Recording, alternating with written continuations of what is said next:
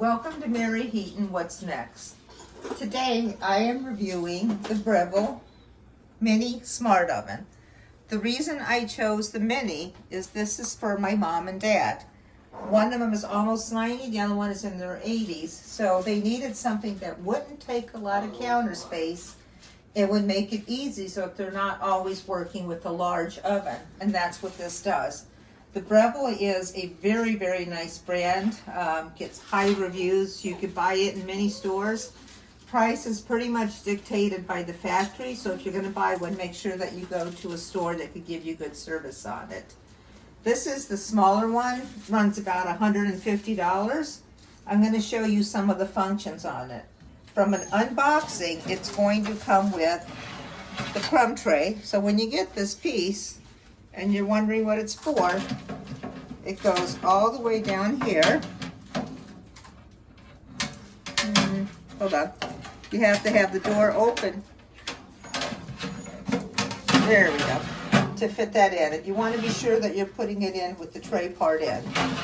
That's the crumb tray. Then this is a heating element here as well as one on top. It also comes with a baking tray for toast, making sandwiches, or pizza on it. When you're cooking with this, you probably want to put either parchment paper on it or some foil. This is not dishwasher safe, and you want to be sure that you're using a mild soap to clean it.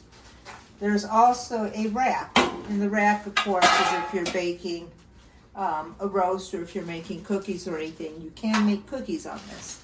So let me show you. The outside of the oven conveniently has the different levels that you could use it. So if you're baking a roast, obviously you're going to need the most amount of space. So you just put the rack down here, and that's perfect enough to put some chicken in it or to be able to put a roast in that as well.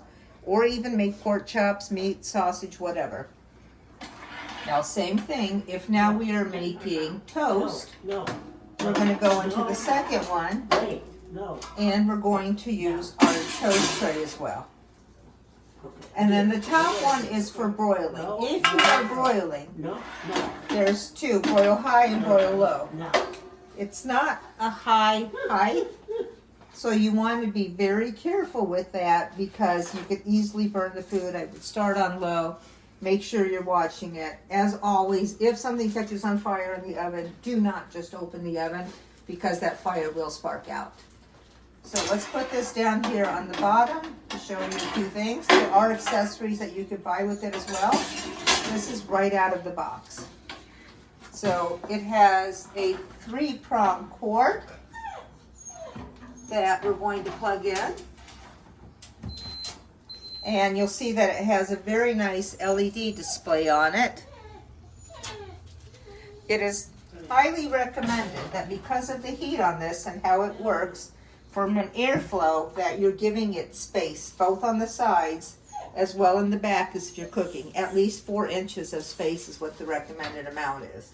And you don't want to put anything that's paper here because it will heat up. If you want to put a warmer plate and warm some food up, you could definitely do that.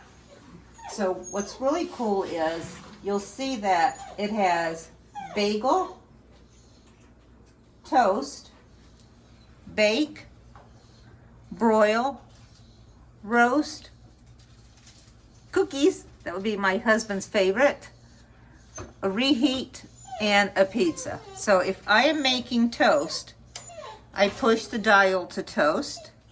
It's automatically going to go to the darkness. The darkness is between 1 and 7. I could control it from here. And then you could control how many slices. Am I making 2 slices or 4?